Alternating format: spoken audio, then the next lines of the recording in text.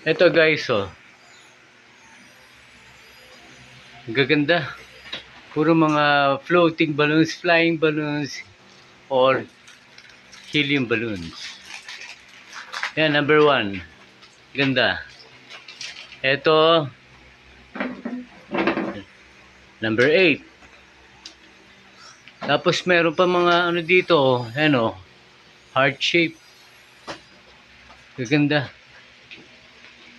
Etong ano, unique to. Unique ang pagkakagawa rito.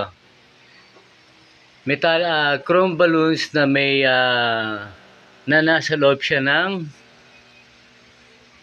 bobo balloons, yung clear balloons. Kaya ganyan siya kakintab.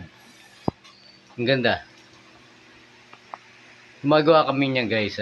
Dito lang kami sa may part ng Fairview, Novaliches. To be exact, Greenview.